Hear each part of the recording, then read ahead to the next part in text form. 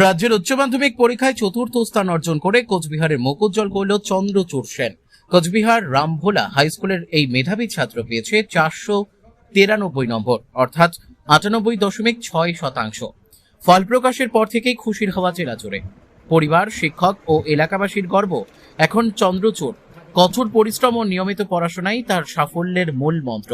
ভবিষ্যতে আরো বড় লক্ষ্য নিয়ে এগোতে চায় Chandrachud. Bureau report, Dooars news 24। মানে খুশি আছি খুবই, মানে মাধ্যমিকে যেহেতু করেছিলাম, উচ্চ মাধ্যমিকে করবো, মানে ভেবেছিলাম যে ভালো রেজাল্ট হবে, র্যাঙ্কও হয়ে গেল, মানে সত্যি খুব খুশি হচ্ছে। পরবর্তীতে কি নিয়ে এগোনোর ইচ্ছে আছে? এই বছরে আমার নিটের এন্ট্রান্স এক্সামিনেশন ছিল, যেটার জন্য 2 বছর করলাম। তো যদিও এক্সাম দিয়ে খুব ভালো ফলাফলই এক্সপেক্ট করছিলাম, কিন্তু যেহেতু পেপার লিকের জন্য ওটা ক্যান্সেল হয়ে গেল, পোস্টপোন হয়ে গেছে। এখন পরবর্তী যেটা ডেটও এখন আসেনি, ওটার জন্য প্রস্তুতি নিতে হচ্ছে।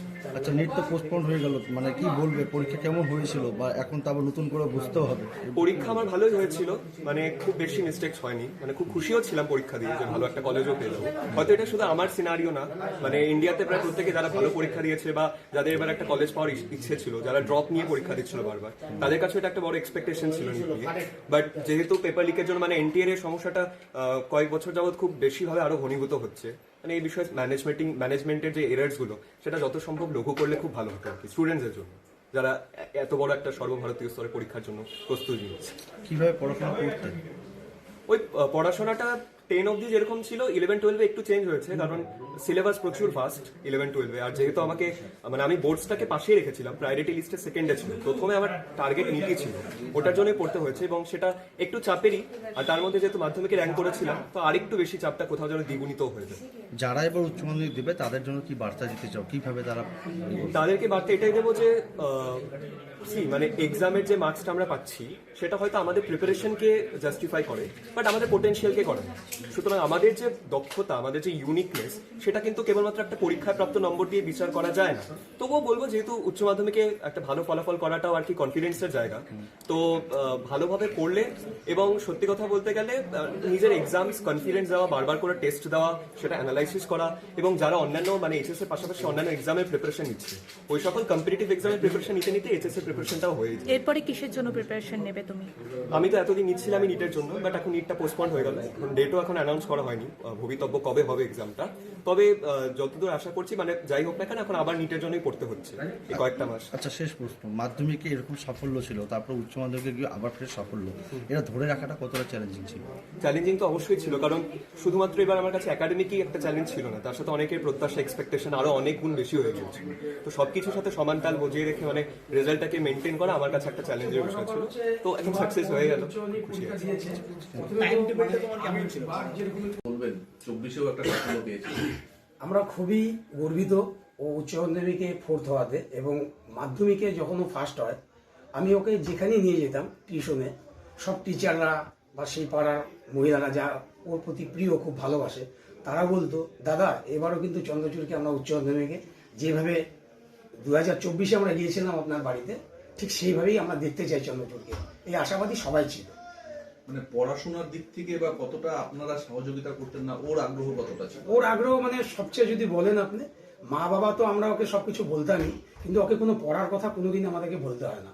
ও নিজের মতো করে রুটিন মাফিক ও নিজেরটাই তৈরি করে, এটা কোনো বলার অপেক্ষা থাকে না।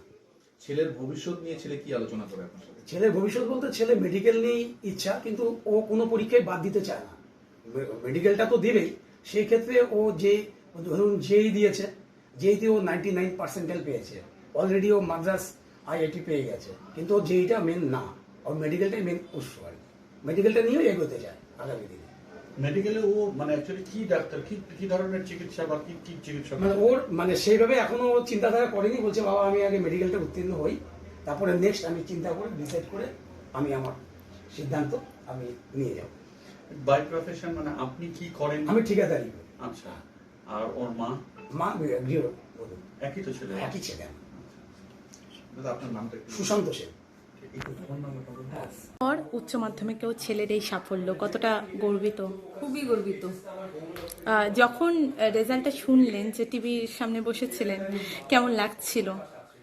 ভালোই লাগছিল, তো মনের মধ্যে একটা আশা ছিল যে কিছু করবে ও। কিভাবে? যেহেতু থার্ড সেমিস্টার থেকে ফোর্থ সেমিস্টারটা খুবই ভালো দিয়েছিল, ও বলছিল মা আমার থার্ড সেমিস্টারটা যতটা না আমি ফোর্থ সেমিস্টার আমি একদম বলতে পারছি যে আমার এখানে 100-এ 100। কিভাবে প্রিপারেশন নিত চন্দ্রচূড়? চন্দ্রচূড় একভাবে পড়াশোনাও করতো না, একটু ব্রেক নিত, ব্রেকের মাধ্যমে কন্টিনিউ কোনো কিছু করতো না। আর পড়াশোনার জন্য কতটা সময় দিতেন মাধ্যমিকের পর উচ্চ মাধ্যমিকে হ্যাঁ। এই সাফল্য কতটা? সময় দিত কি, ও হচ্ছে 2 ঘন্টা হতো পড়তো, আবার একটু ব্রেক নিত, একভাবে এক নাগারে চন্দ্রচূড় বললো নিটের জন্য হ্যাঁ। প্রিপারেশন নিচ্ছিল, সে নিট হয়েও ছিল, ক্যান্সেল হয়েছে। হ্যাঁ, এরপরে কিসের জন্য প্রিপারেশন নেবে? নিটেরই নিচ্ছে। অসংখ্য ধন্যবাদ।